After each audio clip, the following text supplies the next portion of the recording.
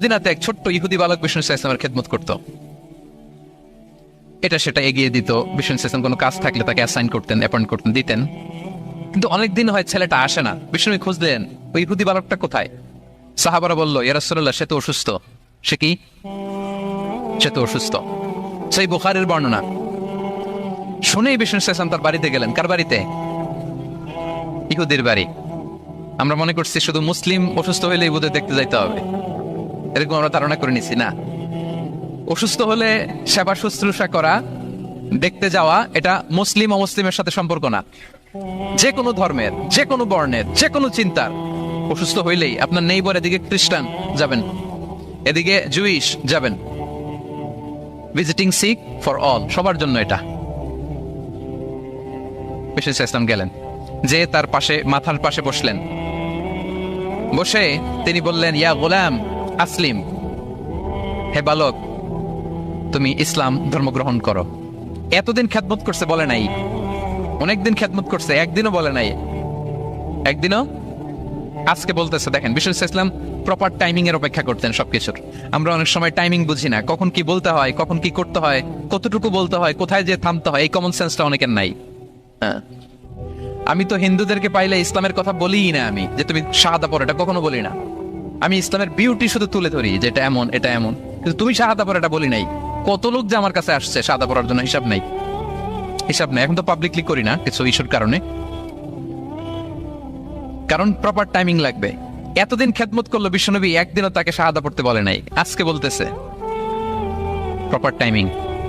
যখন বিশ্বনবী বললেন, ইয়া গোলাম আসলিম, ইসলাম ধর্ম গ্রহণ করো, ছোট্ট বাচ্চা ফানাযারা ইলা ওয়াজহি আবি, তার বাবার দিকে তাকালো, মানে বোঝাতে চাইলো যে বাবা আমি কি করব। তখন বাবা বলল, আতিয়া আবুল কাসিম। বিশ্বনবীর উপাধি ছিল আবুল কাসেম, বড় ছেলের নাম কাসেম, তো ছোটবেলায় মারা গেছে। বাবা বলল, আবুল কাসেম যা বলে তাই শোনো। কারণ এতদিনে ছেলের কাছ থেকে রিপোর্ট নিয়ে বুঝে গেছে তো এটা কে, এটা যে রাহমাতাল লিল আলামিন, এটা যে বিশ্বনবী, এটা যে দ্য লাস্ট মেসেঞ্জার, এটা বাবা মিলাই ফেলছে। বাবা বলে, আতিয়া আবুল কাসেম, আবুল কাসেমের অনুসরণ করো। বিষ্ণু বললেন, পড়ো আশহাদু আল্লা ইলাহা ইল্লাল্লাহ ওয়া আশহাদু আন্না মুহাম্মাদান আবদুহু ওয়া রাসূলুহু। ছোট্ট বাচ্চাটা পড়তে আরম্ভ করলো, আশহাদু আল্লা ইলাহা ইল্লাল্লাহ ওয়া আশহাদু আন্না মুহাম্মাদান আবদুহু ওয়া রাসূলুহু। মৃত্যুর আগে সে শাহাদা পড়ে ফেলল। বিষ্ণু বললেন, আলহামদুলিল্লাহ, আলহামদুলিল্লাহিল্লাযী আনকাযাহু মিনান নার। প্রশংসা সে আল্লাহর, যে একটু আগে জাহান্নামী হওয়ার কথা ছিল যার, তাকে মুহূর্তের মধ্যে জান্নাতি বানায় দিলেন। ভিজিটিং সিক্স, অসুস্থকে দেখতে যাওয়া। শুধু মুসলমান হলে দেখতে যাবেন নাকি? যে কোনো ধর্মের, যে কোনো ধর্মের দেখতে যাবেন, হৃদ্যতা বাড়বে। একদিন বিশ্বনবী সাহাবাদেরকে বললেন, আজকে রোজা রেখেছো কে? নফল রোজা? আবু বকর রাদিয়াল্লাহু তাআলা আনহু হাত তুলে বললেন, আমি। বিশ্বনবী আবার জিজ্ঞেস করলেন, আজকে কোন মিসকিনকে খাবার খাইয়েছো কে? আবু বকর রাদিয়াল্লাহু বললেন, আমি। বিশ্বনবী আবার বললেন, আজকে কোনো জানাজায় শরীক হয়েছে এমন কেউ আছে? আবু বকর বললেন, আমি। বিশ্বনবী বললেন, আজকে কোনো অসুস্থকে ভিজিট করে আসছো, এরকম কি কেউ আছে? আবু বকর বললেন, আমি। বিশ্বনবী বললেন, মাজতামা'না ফি ইমরিইন ইল্লা দাখালাল জান্নাহ। এতগুলো গুণ যদি একটা ব্যক্তির মধ্যে থাকে, ওই ব্যক্তি তো জান্নাতি না হয়ে পারে না। ভিজিটিং সিক, অসুস্থকে দেখতে যাওয়া, যদি এটা করেন তাহলে আপনাদের পারস্পরিক হৃদ্যতা, ভালোবাসা বাড়বে। এবং এটা জাতি, ধর্ম, বর্ণ নির্বিশেষে যে কোনো লোক অসুস্থ হলে আমরা ভিজিট করতে পারি। যাবেন, কিছু গিফট নিয়ে যাবেন, কমলা নিয়ে যাবেন। সাউথ আফ্রিকাতে তো দেখি আমি একেবারে ফ্রেশ ফ্রুট, সুবহানাল্লাহ। আমি যেখানেই গেছি কোনো ফরমালিন নাই, তাজা, টাটকা, ফ্রেশ, এত সুন্দর স্মেল, এত সুন্দর টেস্ট এটার, আলহামদুলিল্লাহ। বস্তা ভরে ফল নিয়ে দেখতে যাবেন, পারা যাবে তো? বলেন তো, রাসূল সাল্লাল্লাহু আলাইহি ওয়াসাল্লামের সময়কালে ইসলামের সবচেয়ে বড় শত্রু কে ছিল? আবু জাহেল। তার ছেলের নাম কি কেউ বলতে পারেন? ইকরামা। ইকরামা অনেক যুদ্ধে মুসলমানদের বিরুদ্ধে ছিল, মক্কা বিজয় পর্যন্ত ইসলাম ধর্ম গ্রহণ করে নাই, অনেক সাহাবাকে হত্যা করেছে। রাসূল সাল্লাল্লাহু আলাইহি ওয়াসাল্লাম যখন মক্কা বিজয় করলেন, সে ভাবলো এবার তোমার খবর আছে। সে পালালো, পালাতে পালাতে ইয়ামান চলে গেছে।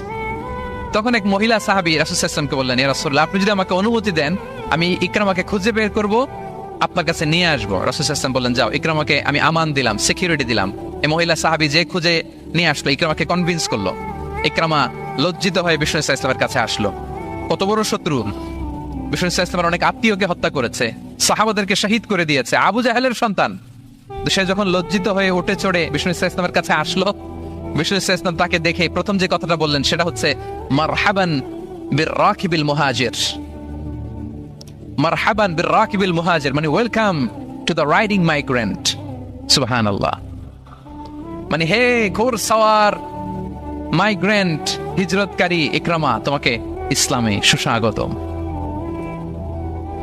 লিটারালি এই শব্দটা ব্যবহার করেছেন, মারহাবান। তাহলে বলেন তো, সে আশ্বস্ত হয়েছে না? শত্রু যদি আমান দেয়, এই দেশে ওই দেশ যুদ্ধ, ওই দেশ যদি বলে তোমার আমি মারবো না, আসো আমার এলাকায়, আমি যদি ঢুকি আমার একটা ভয় থাকবে না? বিচ্যুত করতে পারে, কি বলেন? বিষ্ণু ইসলাম দেখা মাত্রই বললেন মারহাবান বির-রাকিবিল মুহাজির, welcome to the riding migrant. সুবহানাল্লাহ।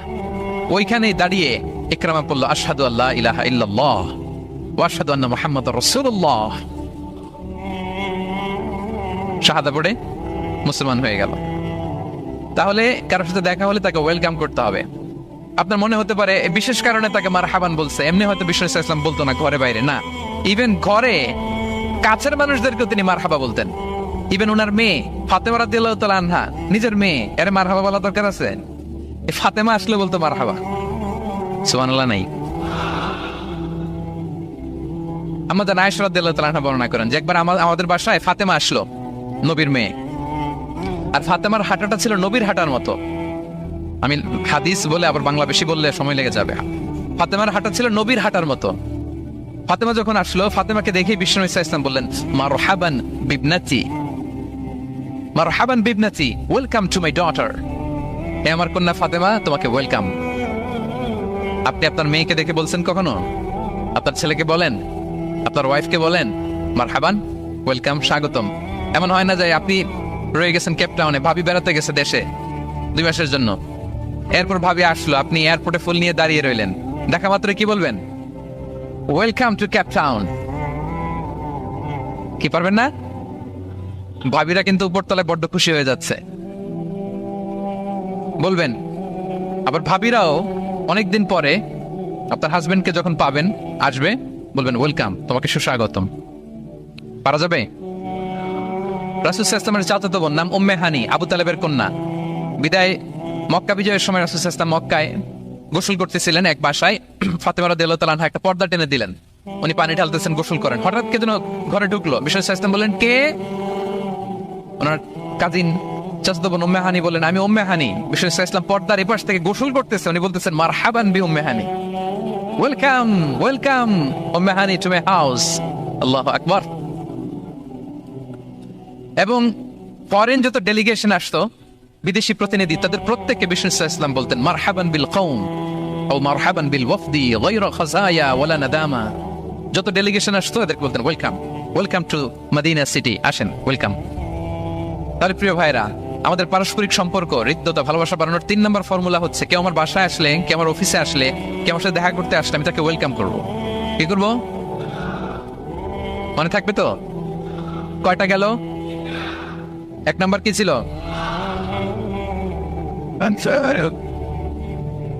2 নাম্বার, 3 নাম্বার ওয়েলকাম। আচ্ছা, আপনাদের কষ্ট হচ্ছে? 4 নাম্বার হচ্ছে ভালোবাসা হৃদ্যতা বাড়ানোর 4 নাম্বার পদ্ধতি হচ্ছে কারো কোনো ভালো গুণ দেখলে ওটা এপ্রিসিয়েট করা। যদি আমার বিপক্ষ দলের কেউ ভালো কিছু করে, আমরা ওইটাও বলতে চাই না, এরকম আসলে নাই। কারণ আমার দল করে না, তো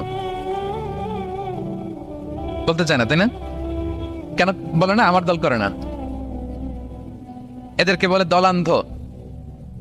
ভালো একটা কাজ করছে, আমার মতের না, মতান্ধ, এটা এপ্রিসিয়েট করে না। এটা ভুল, এটা আপনি সুন্নাহ ব্রেক করছেন। সুন্নাহ হচ্ছে তো যে দলের হোক, যে মতের হোক, এমনকি ভিন্ন ধর্মী হোক, ভালো করলে এটা ক্রেডিট দিতে হবে, ভালো করলে এপ্রিসিয়েট করতে হবে, কমপ্লিমেন্ট দিতে হবে। আমরা অন্যের ভালো কাজের স্বীকৃতি দিতে চাই না, কার্পণ্য করি, ক্রেডিট দিতে চাই না, প্রশংসা করি না। আমরা গুণমুগ্ধ হই কিন্তু গুণগ্রাহী হতে চাই না। কারো একটা ভালো গুণ দেখে আমি ভিতরে ভিতরে এত সুন্দর, কিন্তু বলি না, প্রকাশ করি না, এটা ঠিক না।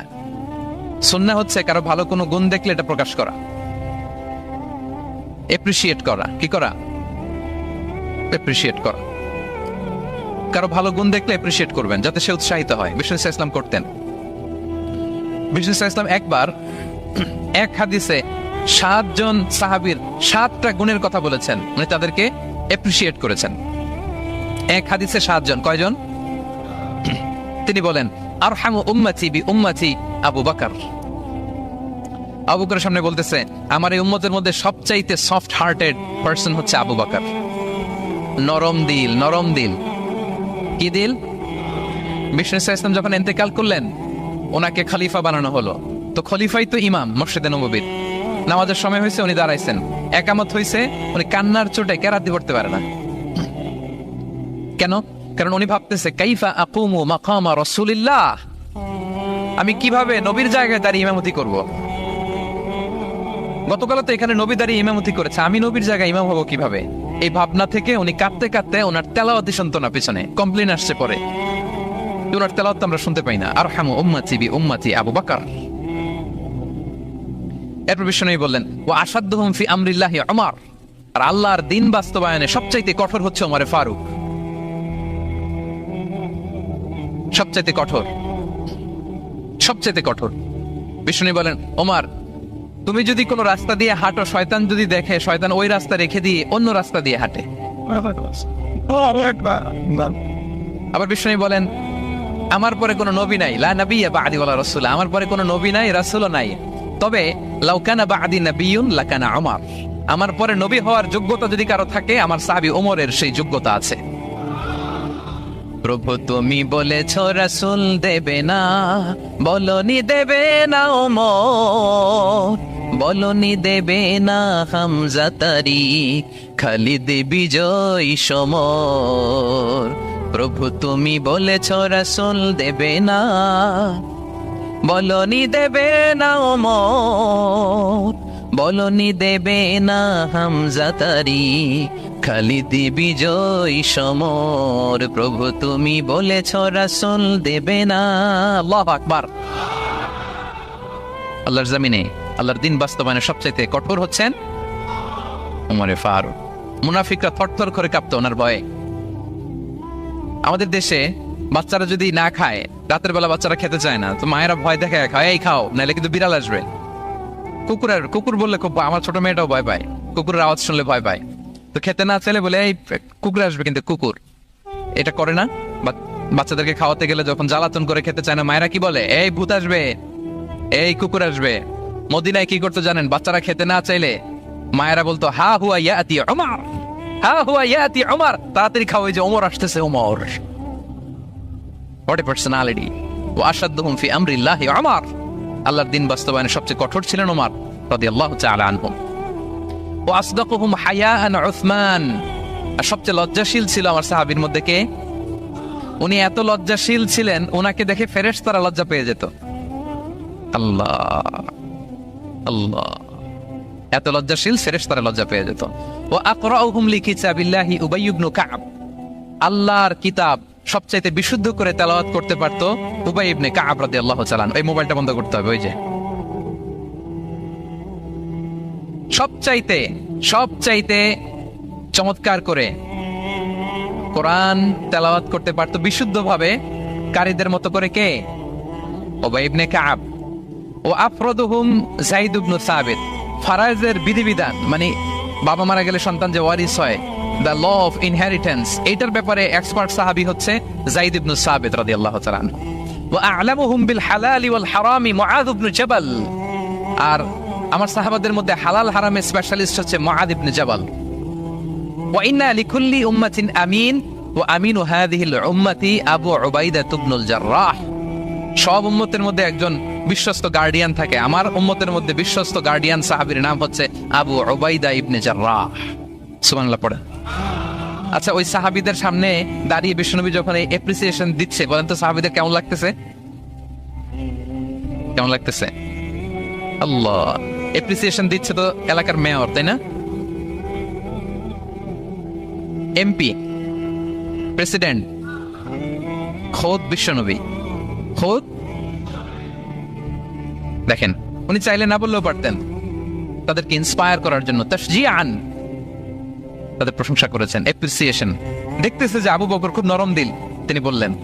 দেখতেছেন যে ইসলাম প্রচারে ওমর খুব শক্ত মজবুত, তাকে অ্যাপ্রিসিয়েট করলেন, ক্রেডিটটা তাকে দিলেন। তাহলে বিশ্বনবী ক্রেডিট দিতে কখনো কার্পণ্যতা করতেন? গুণগ্রাহী ছিলেন। কিন্তু আমরা ভালো কিছু দেখলে এটা যে ভালো এতটুকু বলতে চাই না।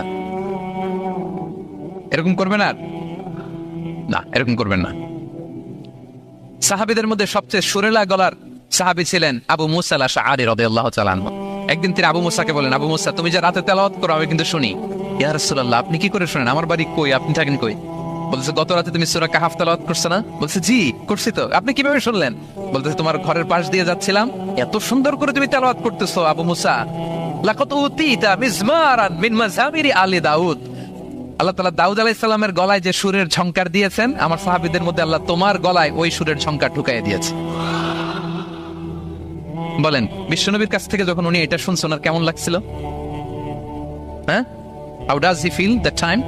মানে ফিলিংসটা কেমন লাগছে? হ্যাঁ, আমাদেরকে তো একজন বড় কেউ প্রশংসা করলে আমরা কত খুশি হয়ে যাই। বিশ্বনবী স্বয়ং প্রশংসা করেছেন, সুবহানাল্লাহ।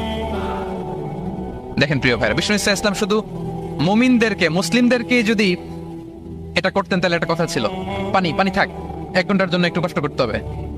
আমি পানি না খেয়ে কথা বলতেছি না, একটু কষ্ট করেন। এই পানি, এই চানাচুর বিস্কিট দেওয়া শুরু করলে আলোচনার ফ্লো নষ্ট হয়ে যায়। পানিটা থাক, একটু পরে আমরা পানি পানি খাবো ইনশাআল্লাহ। আমার দিকে তাকান, আমার দিকে তাকান।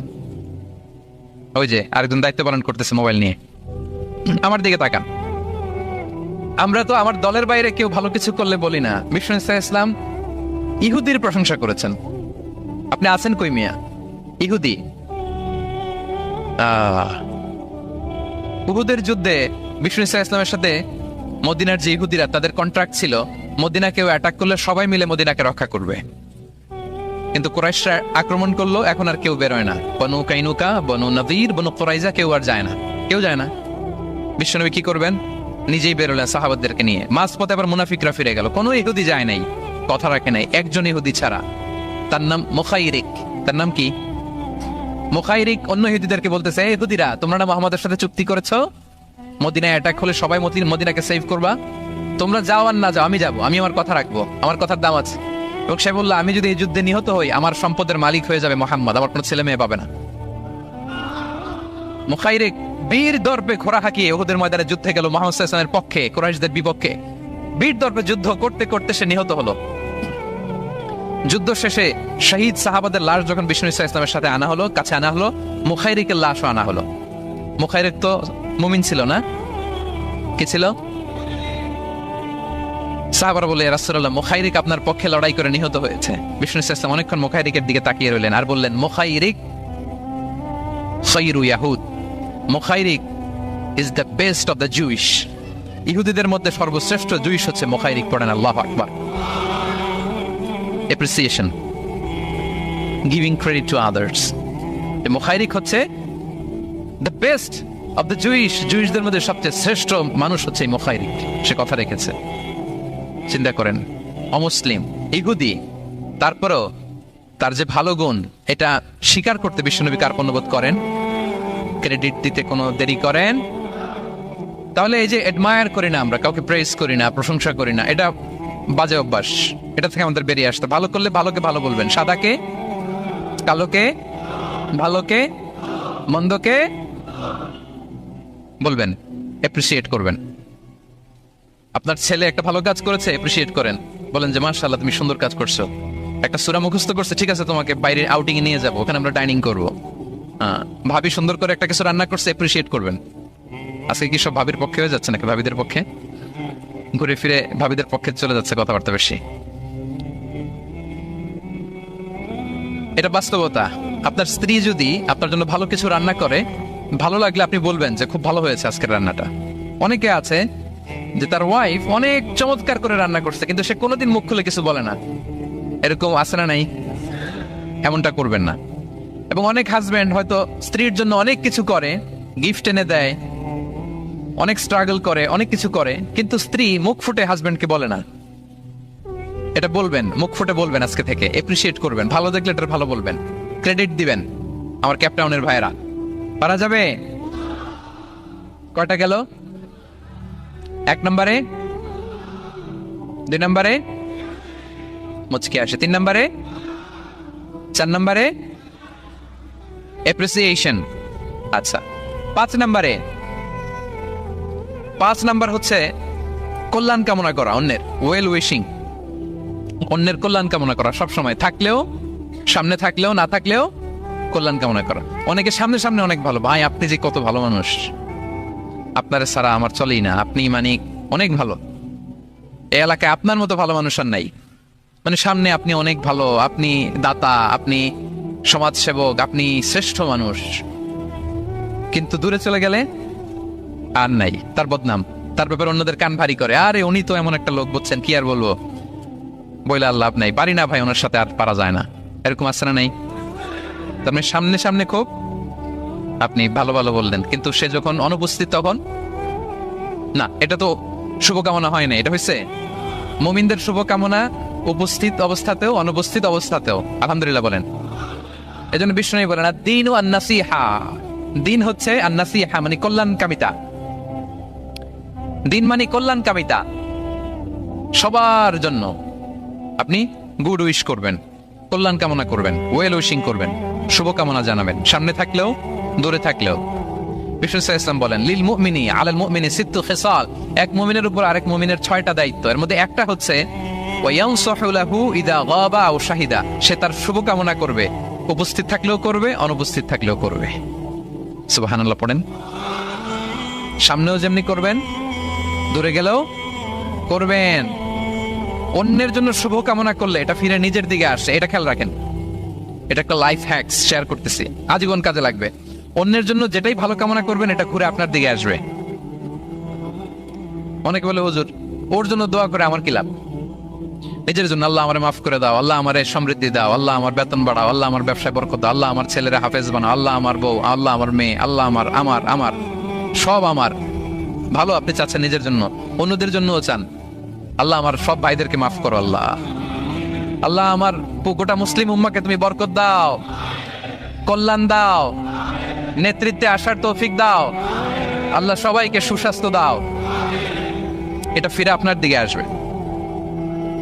অন্যের জন্য শুভকামনা বহুগুণ বৃদ্ধি হয়ে নিজের দিকে রিটার্ন করে। বিষ্ণু সাল্লাল্লাহু আলাইহি ওয়াসাল্লাম এটাই বলেছেন, মা মিন আবদিন মুসলিমিন ইয়াদউ লিআখিহি বিযাহরিল গায়বি ইল্লা ক্বালা লাহুল মালাকু ওয়া লাকা বিমিসলিন।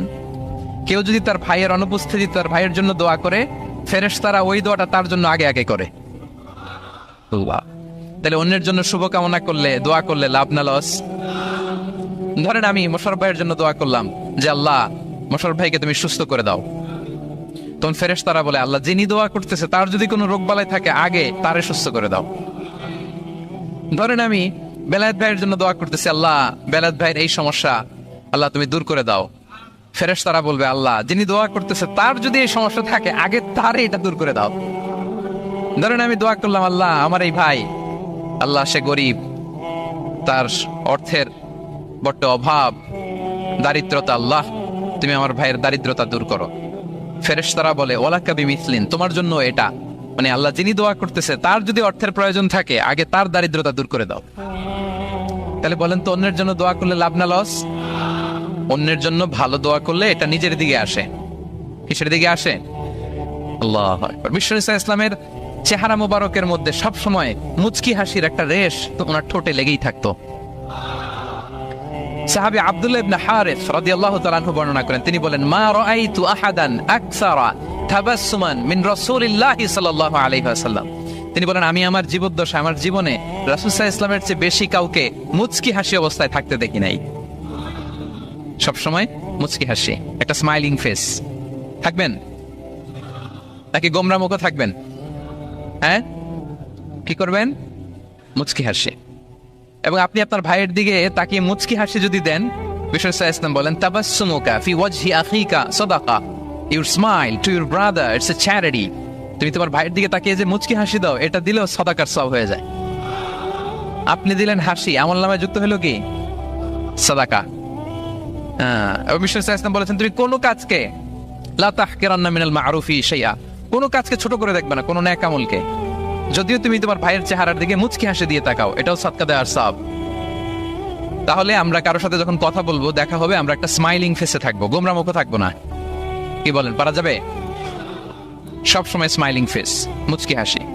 বিষ্ণু ইসলাম মুচকি হাসতেন। যে মুচকি যারা হাসি তাদেরকে সবাই পছন্দ করে। মুখটা যদি গোমরা করে কেউ রাখে, দেখতে ভাল লাগে, কথা বলতে ভাল লাগে। দেখবেন অনেক বড়দেরকে বাচ্চারা ভয় পায়, কাছে যায় না। কেন বলেন তো? গম্ভীর থাকে। আবার অনেক মানুষের কাছে তাকে দেখলে বাচ্চারা দৌড়ে কোলে কোলে উঠতে যায়, আছে না নেই? Smiling face. এই যে আমাদের শেখ মঈনুদ্দিন আজকে আমার সাথে একটা সফরে ছিল, দেখি যেই বাচ্চাকে দেখে বলে come on come on, give me hug, give me hug. তো এই মানুষকে বাচ্চারা ভালো না বেসে পারবে? সুবহানাল্লাহ, এরকম হইতে হবে। বিষ্ণু ইসলামকে বাচ্চারা দেখলে খুব খুশি হতো, কোলে বসতে চাইতো। এক বাচ্চা তো কোলে বসে পেশাবি করে দিছে। সুবহানাল্লাহ পড়বেন না? বিষ্ণু ইসলাম নাতনিদেরকে কোলে নিয়ে নফল নামাজ পড়তেন। উমামা বিনতে যায়েদ, উমামা বিনতে যায়নাব, বিষ্ণু ইসলামের কন্যা যায়নাবের মেয়ে, মানে বিষ্ণু ইসলামের নাতনি উমামাকে নিয়ে বিষ্ণু ইসলাম একবার নফল নামাজ পড়েছেন। কান্না করে, কান্না থামাই না, নানা ভাইয়ের কোলে থাকবে তো উনি কোলে রেখেই আল্লাহু আকবার। রুকু দেওয়ার সময় পাশে রেখে, রুকু সেজদা ওঠার সময় আবার কাঁদতেছে তো আবার কোলে নিয়ে আবার কিরাত। সুবহানাল্লাহ। তো আমরা সবাই স্মাইলিং ফেসে থাকবো আজকে থেকে, ক্যাপ্টেনের ভাইয়েরা। একসাথে আওয়াজ করে বলুন ইনশাআল্লাহ। হৃদ্যতা ভালোবাসা বাড়ানোর টিপস কয়টা বললাম? 1 নম্বরে সালাম, 2 নম্বরে মুচকি হাসি। দেখছেন সবাই মুচকি হাসি দিয়ে আসে। আচ্ছা, 3 নাম্বার হচ্ছে কাউকে ওয়েলকাম করা। কেউ যদি আপনার সাথে দেখা করতে আসে তাকে ওয়েলকাম করা, আহলান ওয়া সাহলান বলা। একজন আসছে আপনার বাড়িতে মেহমান, আপনি কথাই বলেন না, কথা নাই, সালাম নাই, কিছু নাই, যে চা দিতেছেন, ওনার ঠেকা পড়ছে চা খাবে না, আর জায়গা নেই ওনার চা খাওয়ার দুনিয়াতে। না, এটা করবেন না। আপনি এগিয়ে যাবেন, সালাম দিবেন, মুসাফা করবেন, মুআনাকা করবেন, খোঁজ খবর নেবেন, ওয়েলকাম জানাবেন, লিটারালি ওয়েলকাম। এরকম যদি করেন, যদি ওয়েলকাম বলেন, তাকে আনার জন্য এগিয়ে যান, হি ফিল লাইক, মানে আপনি তাকে দেখে খুশি, you are very happy to see him and you love his presence here. সে আসছে, আপনি খুশি, তার কোম্পানিটা ভালো লাগতেছে, এটা সে ফিল করবে। এজন্য কেউ আসলে, আপনার ওয়ার্ক প্লেসে যদি আসে, তার বাসায় যদি আসে, আপনার সাথে দেখা করতে যদি আসে, আপনি এগিয়ে তাকে সালাম দিয়ে ওয়েলকাম করবেন। কি করবেন? পারা যাবে? বিষ্ণু ইসলাম লিটারালি এই ওয়েলকাম শব্দটা ব্যবহার করতেন। এজন্য আমি চুজ করে পিক করেছি ওয়েলকাম। তিনি বলতেন মারহাবান। মারহাবান আরবিতে কি বলতেন? মারহাবান। আমরা যে বলি বাংলায় আহলান ওয়া সাহলান ওয়া মারহাবান, এই বিষ্ণু ইসলাম লিটারালি মারহাবান শব্দটা ব্যবহার করতেন। এগুলোকে কার্টিসি বলে। এগুলোকে কি বলে? Social manner, কার্টিসি। দেখেন বিষ্ণু ইসলাম আমাদেরকে কিভাবে কার্টিসি শেখায়, কিভাবে সোশ্যাল ম্যানার শেখায় আমাদেরকে। বিষ্ণু ইসলাম সরাসরি মারহাবান বলতেন, স্বাগতম জানাতেন, যাতে করে ওই লোকটা ভালো ফিল করে, সে বোঝে যে তাকে দেখে আপনি হ্যাপি। আদম আলাইহিস সালামকে যখন আল্লাহ তাআলা তৈরি করলেন, 60 হাত লম্বা করে বানালেন। কয় হাত? আপনি কয় হাত? আপনিও 60 হাত। আমাদের হাতে রাফলি 3.5 হাত। কিন্তু আদম আলাইহিস সালাম তিনি লম্বায় কত ছিলেন? তো আদম আলাইহিস সালাম যখন সৃষ্টি হলেন, তখন আল্লাহ তাআলা আদম আলাইহিস সালামকে বললেন, আদম তুমি সালাম দাও। কি দাও? ফেরেশতারা বসা ছিল, সাল্লিমা আলা উলাইকান নাফার, সালাম দাও। আল্লাহ তাআলা আদম আলাইহিস সালামকে বললেন সালাম দাও। আওয়াজ করে বলুন, কি দাও? হে আদম তুমি বলো আসসালামু আলাইকুম। আদম আলাইহিস সালাম বললেন আসসালামু আলাইকুম। আল্লাহ বললেন, এটা তোমার এবং তোমার পরবর্তী পৃথিবীতে যারা আসবে তোমাদের অভিবাদন পদ্ধতি, গ্রিটিং, স্যালুটেশনস দেয়ার সিস্টেম। কেন বললেন? কারণ শয়তান অহংকারের কারণে বিতাড়িত হয়েছে। আল্লাহ চান যে আদম আলাইহিস সালাম যেন বিতাড়িত না হন। বিষ্ণু বলেন, আল বাদিউ বিসসালামি বারিউম মিনাল কিবর, যে আগে আগে সালাম দেয় তার হৃদয় থেকে অহংকার টেনে ছেড়ে ফেলে দেয় কে? আগে সালাম দিবেন, আপনার হৃদয় অহংকার মুক্ত হয়ে যাবে। আল্লাহ তাআলা চাইলেন ইবলিস যেই ভুল করেছে আদম যেন সেটা না করে, আদমের হৃদয় যেন আগে থেকে অহংকার মুক্ত থাকে। তাই সৃষ্টির পরে আল্লাহ তাআলা আদম আলাইহিস সালামকে বললেন, আদম তুমি সালাম দাও। পড়েন আল্লাহু আকবার। তাহিয়াতাম মিন ইনদিল্লাহি মুবারাকাতান তাইয়্যিবা, আল্লাহর পক্ষ থেকে এটা অভিবাদন, মুবারাকা বরকতময়, তাইয়্যিবা এটা পবিত্র বাণী, শান্তির বাণী। অনেকে বলে হুজুর ঘরে শান্তি নাই, ঘরে তো শান্তির বাণী তো আপনি ঢুকানি না, ঘরে আসবে থেকে? শান্তির পায়গাম তো ঢুকাতে হবে, আর শান্তির পায়গামের নাম হচ্ছে সালাম। শান্তির পায়গামের নাম কি? তাহলে ঘরে সালামের চর্চা। আপনি ভাবিকে দিবেন, ভাবি আপনাকে দিবে। আপনি বাচ্চাকে দিবেন, বাচ্চা আপনাকে দিবে। সবাই সবাইকে আগে দেওয়ার চেষ্টা করবো, নাকি বসে থাকবেন? পারবেন? ঠিক আছে। তাহলে পারস্পরিক সম্প্রীতি, হৃদ্যতা, ভালোবাসা বাড়ানোর 1 নম্বর ফর্মুলা হচ্ছে সালাম। 1 নম্বর ফর্মুলা আমি কিন্তু জিজ্ঞেস করবো আবার শেষে, এজন্য কান দুটো খরগোশের কানের মতো খাড়া করে আমার দিকে তাকিয়ে থাকুন। 1 to 1, brain to brain. Mobile নাই, ভিডিও নাই, ক্যামেরা নাই, শুধু এভাবে চাতক পাখির মতো তাকিয়ে থাকেন, দেখবেন যে সিনা বা সিনা এলেম আসছে এভাবে, হৃদয় থেকে হৃদয়ে, নাকি মোবাইল থেকে মোবাইলে? এখন তো মোবাইল থেকে মোবাইলে এলম এসেছে, সিনা থেকে সিনা। 1 to 1, ব্রেন টু ব্রেন। তাহলে হৃদ্যতা, সম্পর্ক, ভালোবাসা, এটা বাড়ানোর 1 নম্বর ইসলামী ফর্মুলা কি? এবং বিষ্ণু ইসলাম বলেছেন, এই সালাম যদি দাও তাহলে তোমাদের পারস্পরিক ভালোবাসা বাড়বে। তিনি বললেন, আওয়ালা আদুল্লুকুম আলা শাইইন ইযা ফাআলতুমুহু তাহাব্বাবতুম। হে সাহাবীরা, আমি কি তোমাদেরকে একটা টিপস শিখাই দিব না, যেটা করলে তোমাদের মধ্যে ভালোবাসা বাড়বে? সাহাবারা বললেন, অবশ্যই শিখাবেন। বিষ্ণু ইসলাম বললেন, আফশুস সালামা বাইনাকুম। যদি চাও নিজেদের ভালোবাসা বাড়ুক তো বেশি বেশি সালাম দাও। সরাসরি বিষ্ণু ইসলাম এটাই বলেছেন, নিজেদের মধ্যে ভালোবাসা বাড়াতে চাইলে কি দিবা? সালাম দিবা। তাহলে 1 নম্বর ফর্মুলা আমরা জেনে গেলাম, আমাদের হৃদ্যতা, ভালোবাসা এটা বাড়াতে চাইলে আমরা সালাম দিব। অনেকদিন ধরে কথা বলেন না, ভুল করছেন, আপনি সালাম দিবেন, আপনি শুরু করবেন। অনেকে বলে আমি করবো কেন, ভুল তো সেই করছে, দোষ তো ওর, আমি কথা কমু কেন? এরকম অভিমান আছে না? এই অভিমান আর গো ধরে বসে থাকবেন? আর আওয়াজ করে বলেন, থাকবেন? বরং কি করবেন? তাহলে গেল ভালোবাসা, হৃদ্যতা, সম্পর্ক ভালো করার প্রথম পদ্ধতি হচ্ছে সালাম। আমরা সালাম দিব পরস্পরকে। গেল। 2 নাম্বার টিপস বা ফর্মুলা হচ্ছে স্মাইলিং ফেসে থাকা, মানে মুচকি হাসির একটা ভাবে থাকা সব সময়। এটা সুন্নাহ। মুচকি হাসি। কি হাসি? প্রিয় ভাইরা খেয়াল রাখবেন, হাসি এটা কিন্তু ইতিবাচক ভাবে সংক্রামক, মানে এটা ছড়ায়। আমি হেসে হেসে কথা বললে শ্রোতাও একটু হাসি খুশি ভাব, আমি গোমরা মুখো, আপনারাও গোমরা মুখো, এরকম হয় না? এবং দেখবেন যে সব সময় একটু স্মাইলিং ফেসে থাকে তাকে সবাই পছন্দ করে। কথা বলেন ঠিক কিনা? হাসি এটা পজিটিভলি সংক্রামিত হয়, ছড়ায়, অন্যকে প্রভাবিত করে, এবং মানসিক স্বাস্থ্যের সাথে হাসির সম্পর্ক আছে। যারা গোমরামুখ থাকে এরা অসুস্থ থাকে বেশি, আর যারা হাসি খুশি থাকে এরা সুস্থ থাকে বেশি। এজন্য হাসবেন তো, নাকি চেহারা গোমরা করে রাখবেন? এ দেখছেন সবার মধ্যে একটা হাসি হাসি ভাব চলে আসছে, আলহামদুলিল্লাহ বলেন। তাহলে পারস্পরিক সম্প্রীতি, ভালোবাসা বাড়ানোর পদ্ধতি হচ্ছে কারোর সাথে কথা বললে, দেখা হলে আমরা একটা স্মাইলিং ফেসে থাকবো, মুচকি হাসি।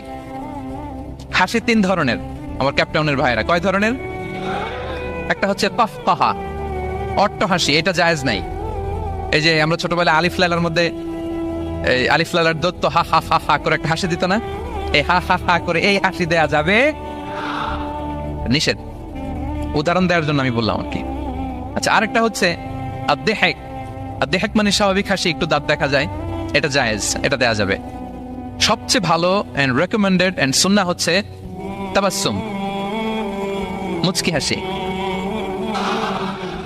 ফালাম্মা নাযারতু ইলা ওয়াজহিহি আরাফতু আন্না ওয়াজহাহু লাইসা বিওয়াজহিন কাযাব। আব্দুল্লাহ ইবনে সালাম বলেন, মানুষের ভিড় ঠেলে আমি যখন বিশ্বনবীর চেহারাটা দেখলাম, আমার মন বলে দিল এ চেহারা কোনো মিথ্যাবাদীর চেহারা হতে পারে। বিশ্বনবী মানুষের ভিড় দেখে ছোট্ট একটা ভাষণ দিলেন। তিনি বললেন, আইয়ুহান নাস, ওহে মানব সকল। 4 দফা কর্মসূচির ঘোষণা। তিনি বললেন, আইয়ুহান নাস আফশুস সালাম, বেশি বেশি সালাম দাও। ওয়া আতঈমুত তাআম, বেশি বেশি মানুষকে খাবার খাওয়াও। ওয়াসিলুল আরহাম, আত্মীয়তার বন্ধনকে অটুট রাখো। ওয়াসাল্লু বিল লাইলি ওয়ান নাসু নিয়াম, মানুষ যখন ঘুমিয়ে থাকে রাত জেগে সালাত পড়ো। তাদখুলুল জান্নাতা বিসালাম, তাহলে সহজে শান্তিতে আল্লাহর জান্নাতে ঢুকে যাবে। তাহলে মদিনায় যে বিশ্বনবী যে 4 দফা কর্মসূচির ঘোষণা দিলেন, এর মধ্যে খাওয়ানোর কথা আছে না নাই? আতঈমুত তাআম, খাবার খাওয়াও। একটা দেশে যখন খাদ্য সংকট হয়, ওই দেশের আর কোনো স্টেবিলিটি থাকে না, এটা একটা অকার্যকর রাষ্ট্রে পরিণত হয়, ঠিক কিনা বলেন? বিশ্বনবী মদিনায় যেই খাদ্যের সংকট দূর করে দিলেন, ধনীদেরকে বলেন খাওয়াও, মানুষকে খাবার খাওয়াও। হসপিটালিটি, আপ্যায়ন করা, এন্টারটেইন করা, এটা যদি করেন তাহলে নিজেদের মধ্যে হৃদ্যতা বাড়বে, ভালোবাসা বাড়বে। আলহামদুলিল্লাহ, পৃথিবীর সব নবীরা মেহমানকে রেসপেক্ট করতেন, আপ্যায়ন করাতেন। বিষ্ণু ইসলাম, মক্কা এমন কোন লোক ছিল না বিশ্বনবীর হাতের রান্না খায় নাই। নবী হওয়ার আগ থেকেই, নবী হওয়ার পরে তো মেহমানদের আরো বাড়াই দিচ্ছেন, টার্গেট করে করে, দাওয়াতি টার্গেট করে করে বিশ্বনবী 2-4জনকে খাওয়াতেন। আল্লাহু আকবার। ইব্রাহিম আলাইহিস সালাম মেহমান ছাড়া কখনো খাবারই খেতেন না। ওনার দ্বিতীয় ছেলে যখন দুনিয়ায় আসবে, ইসহাক আলাইহিস সালাম, তার সুসংবাদ নিয়ে যখন ফেরেশতারা আসছিল, উনি একটা আস্ত গরুর বাছুর ভুনা করে ফেরেশতাদের সামনে হাজির করেছিলেন। আনজাহা বিআইজিলিন হানির, কোরআনে এসেছে কাবাব করা ভুনা গরুর বাচ্চা। আল্লাহু আকবার। কারণ তিনি তখন বুঝতে পারেন না যেটা ফেরেশতা, মানুষের সূরাতে এসেছিল তো, দিলেন, প্রেজেন্ট করলেন একটা আস্ত গরুর বাছুর কাবাব করা। আল্লাহু আকবার। তাহলে সম্পর্ক বিল্ড আপ করার 9 নম্বর পদ্ধতি কি ছিল? মেহমানদারি, আপ্যায়ন, হসপিটালিটি। মনে থাকবে? ইনশাল্লাহ নাই এবার, ডবল ইনশাআল্লাহ। মাশাআল্লাহ, আমার ক্যাপটাউনের ভাইরা তো আলহামদুলিল্লাহ, আল্লাহ তাআলা অনেক সমৃদ্ধি দিয়েছে, আরো দেখ।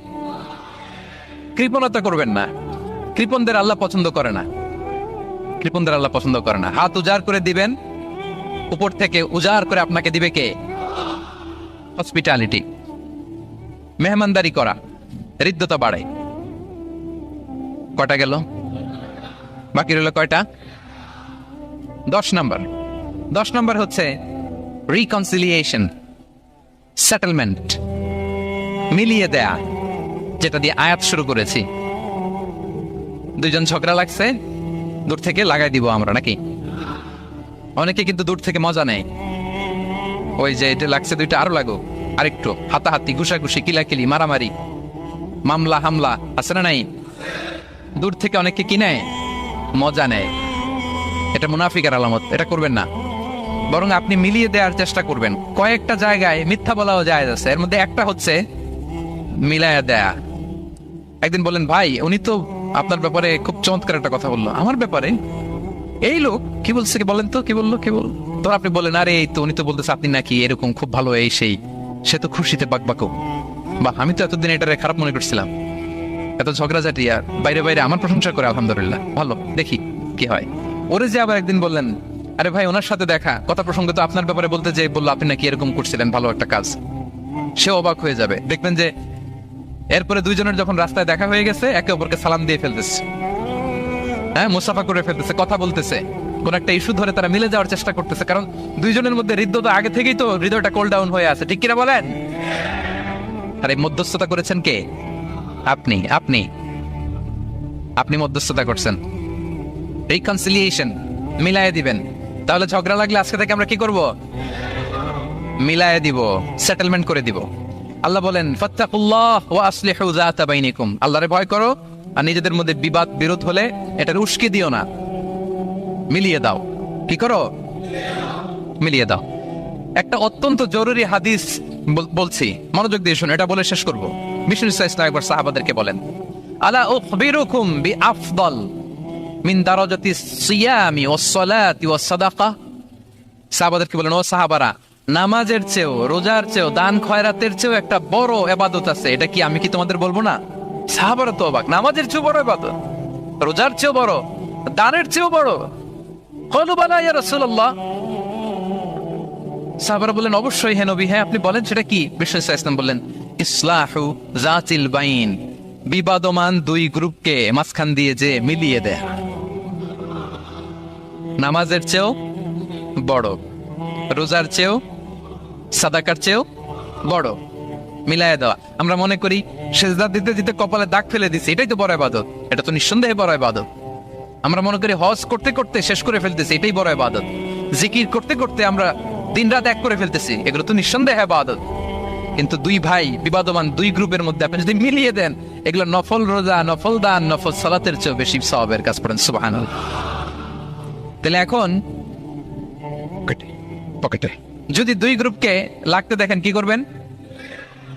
পারা যাবে? এদিকে 2-4 জন উঠছেন কেন আপনারা? আমি কি এখনো উঠছি? ওয়াশরুমে যাবে না? আর 2 মিনিট বসেন, বসেন। তাহলে বিবাদমান দুই পক্ষকে মিলিয়ে দেয়া অনেক বড় সওয়াবের কাজ। এবং বিষ্ণু ইসা ইসলাম নিজে এই কাজটা করতেন। আমার ক্যাপ্টেনের ভাইয়েরা মিলিয়ে দিতেন। সেই বুখারীতে একটা বাব আছে, বাবু কওলিল ইমাম ইযহাবু বিনা নুসলিহ বাইনাহুম। বিষ্ণু ইসা ইসলাম ঝগড়া দেখলি বলতেন ইযহাবু বিনা, আমাকে নিয়ে যাও, নুসলিহ বাইনাহুম, আমি মিলিয়ে দেব।